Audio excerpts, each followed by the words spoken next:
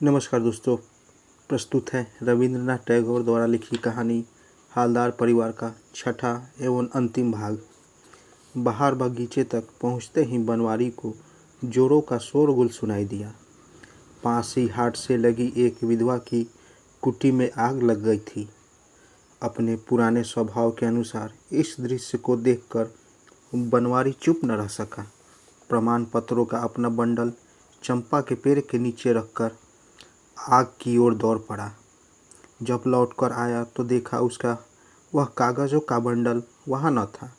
तत्काल हृदय में शूल सा चुभा और यह बात मन में आई, नीलकंठ से फिर मेरी हार हुई। विधवा का घर जलकर राख हो जाने में हानि क्या थी।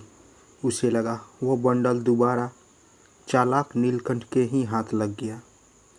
तूफान की तरह एकदम आकर वह कचहरी के कमरे में उपस्थित हुआ। नीलकंठ ने तुरंत बॉक्स बंद करके सम्मान के साथ उठकर खड़े होकर बनवारी को प्रणाम किया। बनवारी को लगा उस बॉक्स में ही उसने कागज छिपा लिए हैं।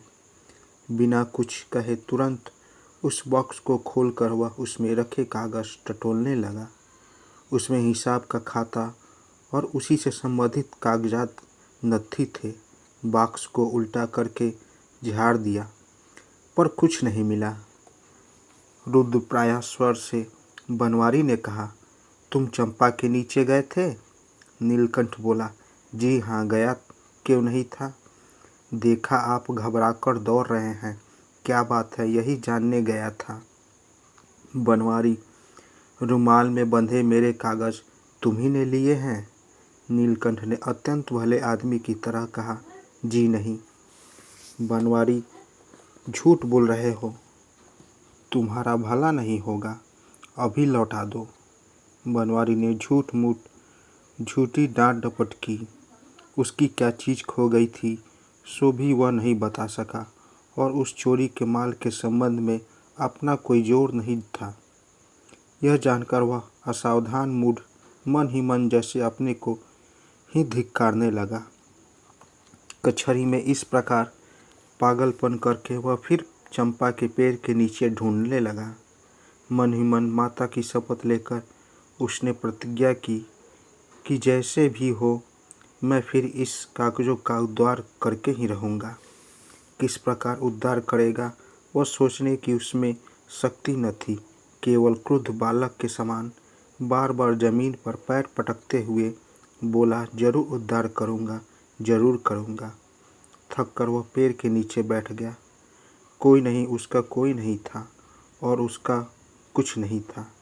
अब उसको निसंबल अपने भाग्य से और संसार से जूझना पड़ेगा। उसके लिए मान प्रतिष्ठा प्रेम सने कुछ भी नहीं रह गया था। केवल मरने और मारने का काम शेष था। इस प्रकार मन में छटपटाते हुए अत्यंत थकावट के कारण चबूतरे पर लेटते ही उसे न जाने कब नींद आ गई। जब जगा तो एकाएक समझ न सका वह कहाँ है। अच्छी तरह सजग होकर उठकर देखा, उसके सिरहाने हरिदास बैठा था। बनवारी को जागते हुए देखकर हरिदास बोला, ताऊ तुम्हारा क्या खो गया था, बताओ ना। बनवारी स्तब्ध रह गया। हरिदास के इस प्रश्न का उत्तर न दे सका। हरिदास ने कहा, अगर मैं ला दूँ तो मुझे क्या दोगे? बनवारी को लगा शायद और कुछ था। उसने कहा, मेरे पास जो कुछ है सब तुझे दे दूँगा। यह बात उसने हंसी में कही थी। वह जानता था उसका कुछ नहीं था। तब हरिदास ने अपने कपड़ों में से बनवारी के रुमाल में लिपटा कागज का बंडल निकाला। इस रंगीन रुमाल के ऊपर बाघ की तस्वीर बनी थी। वह तस्वीर उसके ताऊ ने उसे कई बार दिखाई थी। इस रुमाल के प्रति हरिदास का विशेष लोभ था। इसी कारण आग लगने के शोरगुल में नौकर जब बाहर दौड़ गए थे, तभी बगीचे में आकर हरिदास ने चंपा के नीचे दूर से ही इस रुमाल को देखकर पहचान लिया था। बनवारी हरिदास को खींचकर छाती से लगा चुपचाप बैठा रहा। कुछ देर बाद उसकी आंखों से टप टप करके आंसू टपकने लगे। उसे याद आया बहुत दिन पहले वह अपने एक खरीदे हुए कुत्ते को सजा देने के लिए बार बार उसे चाबुक मारने के लिए बाध्य हुआ था। एक बार उसका चाबुक खो गया, कहीं मिलता ही न था। जब वह चाबुक की आशा छोड़ बैठा तभी देखा वही कुत्ता कहीं से चाबुक मुंह में दबाकर मालिक के सामने बड़े आनंद से पूंछ हिला रहा है। उसके बाद वह फिर कभी कुत्ते को चाबुक नहीं मार पाया। झटपट आंखों से आंसू पोंछकर बनवारी ने कहा, हरिदास तू क्या चाहता है मुझे बता। हरिदास ने कहा, ताऊ जी मैं तुम्हारा वह रुमाल चाहता हूँ। बनवारी बोला, आ हरिदास तुझे कंधे पर चढ़ाऊँ। हरिदास को कंधे पर चढ़ाकर बनवारी तत्क्षण अंतपुर में गया। शयन कक्ष में जाकर देखा किरण सारे दिन धूप में सुखाए गए कंबल को बरामदे से उठाकर कमरे में जमीन पर बिछा रही थी।